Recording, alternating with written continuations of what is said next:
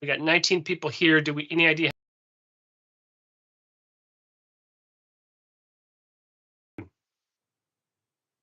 Starting the meeting. Welcome to Coleman Report Live. I'm Bob Coleman, and we're talking Main Street and the small business lenders who help it grow. Lance Sexton, good to see you. We get a little technical change I want to talk about from SBA. Delaney will be joining us. I hope she has a note from her dad on why she's late, Lance. She's driving down the interstate, and tell her to be careful. Don't. Yeah, she's trying to find a spot to pull over and join us. Well, let's tell her to be careful. Do your dad thing. Tell her to be careful. This is not. She's here when she's here. Hey, I want to talk about the notice that came out on Wednesday. It's interesting, Lance. They did that unusual blast, which said if you have an issue with the borrower term of the note and the operating lease that they're of the real estate, and it doesn't match, send us an email and we'll consider and we'll waive it, which I've never seen that before. And then the notice came out. Lance, my first blush is, well, what did they change? They basically reverted it back to where it was before that blast. When the blast about lease term requirements came out, what was it? A couple weeks ago, was it? Yeah. When that came out, I'm like, that really doesn't make any sense, and it doesn't really do anything significant for us as participant lenders. Giving us the lease don't have to match up with the term of the loan. Well, it never was that big of a problem in the beginning, Bob, because you could do a 1-year lease with 9 possible extensions and get it taken care of. So just as quick as they release that and lenders start raising their hands saying, what in the world are you telling us? SBA basically reverts back to where if the use of proceeds is toward leasehold improvements or equipment that is fixed, I think of an example of equipment that's fixed, Bob, a restaurant. If they put a flat top grill in, is bolted to the wall, or a walk-in cooler for a restaurant as an example. But if it's used for leasehold improvements or equipment that's affixed, the lease still has to have a lease term plus renewal options that are at the option of the borrower for the term of the loan. Or if you can't get an assignment of lease, landlord waiver, it says it's okay as long as you document your file for the reason why you can't get it. And the lease term and any possible extensions are equal to the term of the loan. So in the Coleman Report, it's on the website, and we will be sending it out on Monday, or the analysis of this. It was in the SOP, which said, quote, the lease term, including renewal options, exercisable only by the borrower, must be equal or exceed the term of the loan. I believe what was happening, some lenders and SBA were saying, okay, any loan to someone who has a lease that this applies. And they're clarifying that, no, just because you make a loan to someone who's leasing property, the loan term does not have to match the lease term. Stop me if I'm wrong on any of this. No, you're correct, Bob. And from a liquidation perspective, as most of you know, I've spent a lot of my life liquidating and servicing SBA loans. Having a lease with the borrower being in control of whether they extend the lease or not is impactful from a servicing and liquidation standpoint, Bob, because end of the year, they kick them out, and then they start fighting with us over the equipment and leasehold improvements that are in there. So it basically is a 360 by SBA on the release they had a couple weeks ago, but it's a good 360. And then if you have a borrower who's leasing property, and it's a loan, it doesn't have to match the lease. So that's number one. Number two, if the proceeds do go to leasehold improvements or something that's going to be bolted to the floor, you need to have it match. Or the third thing is you can waive the assignment of lease, and you can waive the landlord's waiver if you can't get it. But then SBA says, fine, we will let you waive those two items, but the lease has to match the term of the loan. So I think I don't see anything earth-shattering there, Lance. It's common So Bob, sense. It clarifies. Go ahead. before the previous release, we're just operating the same way we did then. So I mean, it's just, a lot of people when they saw that were thinking, "Oh, great, we can do a 1-year lease on this deal." Well, I mean, I think it's a good thing for participant bankers and for the SBA. It gives a little more control to the borrower, and it helps us from a servicing perspective. Yeah, it's not.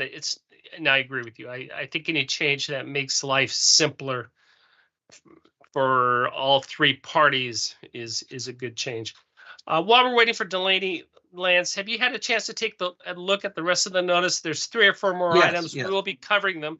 By the way, my task, now that I'm back from Washington, my task this weekend is to get up the 5010 7.1 on Amazon. And now I will do that, but I will also have the new procedural notice in there as an addendum. So we will be clearly up to date. But take a look at what's your thought about, did they clarify equity injection when you are buying out a partner, or is it still muddled, in your opinion? I think it's still somewhat muddled, Bob, because I had a few thoughts. I mean, it changes now. Equity injection, we used to have any startup business had to do 10%. That's no longer in the SOP. On a change of ownership, a full change of ownership, there had to be 10%.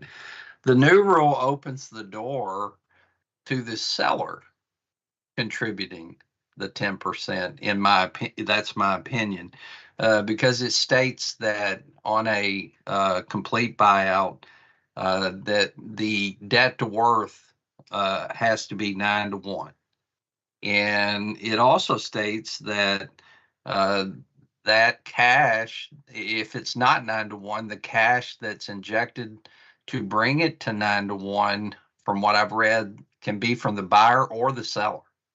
Well, They call them owners, Bob. Yeah, but I believe you're 100% on how you read it. I do not believe that's SBA's intention. No, I don't either. I would not interpret it that loosely, and I would say, no, we still need to have, I would adhere to the minimum 10%. I never even liked the 5%. I think they should have at least 5% cash, 5% subordinated. Remember, you as the lender get to pick whatever you want as that equity injection. And here we're talking about percentages for change of ownership with someone who's in the company, whether it's the general manager or second generation.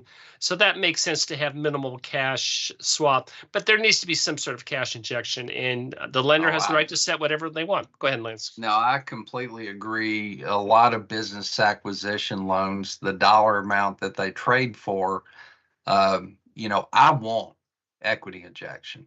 And, if you look back at how the rules were before the 5010 7.1 was released, if you follow those rules, you're going to be in good shape. Now, like I said, there are going to be people, Bob, lenders that look at this rule and go out and do a deal where the new owner, the borrower, puts zero equity. Let me give you a case. There will be people that do. Well, what would Lance do? Let's take in this situation. Lance wouldn't do that. Bob, I'll take the junior residential real estate mortgage, and my whole purpose is commitment. It's not about the equity, because I've worked so many liquidation cases. Unless you have a huge amount of equity in that residential real estate, you're not going to get a thing out of it. And in this case, I still want to see, I'm okay with the 5% cash in from the buyer and 5% seller financing on standby for 2 years. I'm okay with that. But all right, let me give you a scenario. What happens if, let's say, it's the general manager is going to buy it. It's a little printing shop, and the key employee is going to buy it. Key employee has no cash. Key employee has a house that they can refinance or get a home equity line of credit.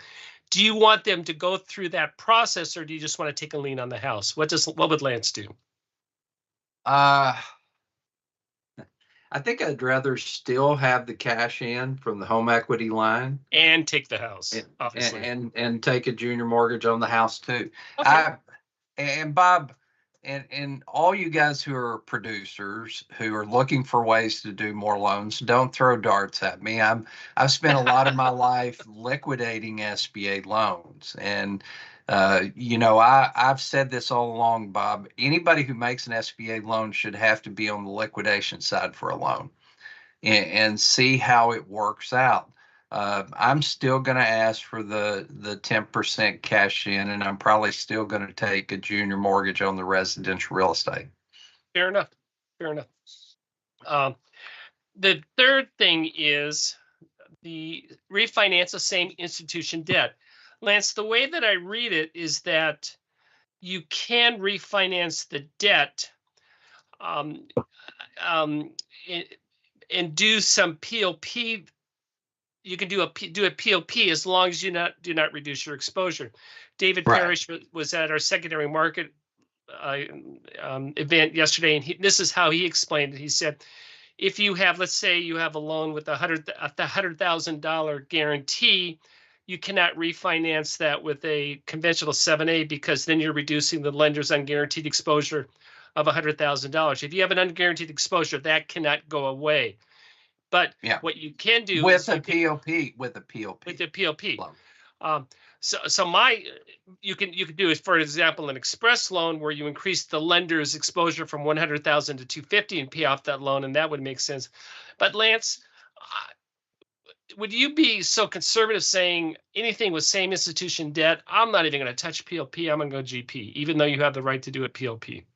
I would feel more comfortable on this. Again, we read the SOP 5010 7.1 and we can see the workarounds in getting a deal done, Bob. But the reality of life is there are loans that go into liquidation, and there are more today. And there will be loans that go into liquidation. Absolutely. Yeah, and there will be more so in the future. So in the circumstance that we're talking about, same institution debt where there's even close to a perception that it reduces risk, I'm going GP. SBA probably doesn't want us to say that, but I would too. It is so rare. Put it this way: it is so rare that you would do that. That you've got to be so careful, and you're right. There's workarounds, and what you think may be the workaround, someone a couple years later will say, "Well, wait a minute, I would go GP." So, Delaney, good timing. Good to see you, Bob. I want to make amends. Delaney, you're on mute. You're on mute. Sorry, everybody. I was saying hello. I'm a little bit fashionably late, but I'm happy to be here on Fraud Friday. That's fine. Lance, you just interrupted your father, which I have no problem with, but go ahead, Lance. Yeah, I have to make amends. I saw Delaney briefly a minute ago and did not notice her new hairstyle and color, and it looks really great. That's right. So I'm making up. I wish we should have a poll, thumbs up or thumbs down. I think this one be 100% thumbs up. No, I'm serious. Good job. Good job. And I'm glad that Dad made amends on that. So. Well, Bob, before we go to Delaney with the story, there was one more thing that was just please. On a ownership change, you can now do up to 25-year term. Yes. If commercial real estate is involved at 51% or higher. If it's a lower, you can look at a blended rate or term. And if there's no real estate at all, we're still at 10 years. Unless you have equipment. They brought the language back in, Bob. As an example, you're buying a dumpster company. Dumpsters have a useful life of 15 years by accounting standards. So you can do a 15-year term on a dumpster loan if they're requiring that. Let me ask you a technical question. Let's say the lender makes a mistake and the blend should be 13 years and the lender does it for 15 years. What would happen? I believe if you do a blended maturity of 15 years or less, you're going to be fine. Yeah, because the SBA would have to argue that there would be an additional loss. It doesn't make it ineligible by definition. It's so I don't think you ever, and then I don't see a repair issue. So it's not. I don't see it that critical of an issue other than, hey, follow the rules. Absolutely. Okay. Absolutely. Very good. Okay. Anyway, we'll be that notice is on the website. I believe Michael has it attached. We'll take a look at that. And Delaney, what is this real estate agent doing? I find it fascinating what their business strategy is. Go ahead, Delaney. It is quite interesting. I'll start with some background information. We have the Rancho Santa Fe Association out in California, and they applied for a $1.5 million PPP loan. Now, they weren't eligible because they were a 501c4 organization, but they stated they talked to attorneys, they talked to a banker, and they were informed they should be eligible and that they were to select the C Corp on the PPP application. As I'm sure you guys can guess, this is not quite right. So they're going to be settling for about $500,000. But the whistleblower here was Mr. Wade Renner. He is a realtor, and they're stating that he has actually filed dozens of complaints, and I was able to find one other association, the Beaver Run Homeowners Association. So, Delaney, what you're telling us, he went through the data and he found these companies that he felt were nonprofits are eligible, but not, Lance, you can chime in, not a 501c. That is ineligible. Yeah, and go ahead, Lance. Of course, the Whistleblower Act. Delaney, how much money did this guy get? 200,000 in some month? He did. He got about $200,000. Well, I'm gonna interject, and he's gotten over $2 million from all of his cases. Didn't one of the articles say that, Delaney? That sounds about right. Given know, if it's dozens, it could be more. Yes. And I'm going to state this, Bob. I am all for no fraud in PPP. I am all for prosecuting, but I am not for somebody creating an industry where their sole purpose in life is to find people who did it. I mean, you can go into there are several sites that publish every PPP loan that was done. You could go in and look and find every homeowners association, do a little Google work. That's what he did. That's what he did. And you can find quite a number of opportunities to submit. And again, it's helping to prevent fraud, but helping. Like I said, the government settled for what, Delaney? 500,000. And the 1.5 both for $2 million. And the 1.5, but this guy gets 200,000 plus. Yeah. I think we're in the wrong business, guys. And Delaney, the association was legitimate for the employees. There were no shenanigans there, correct?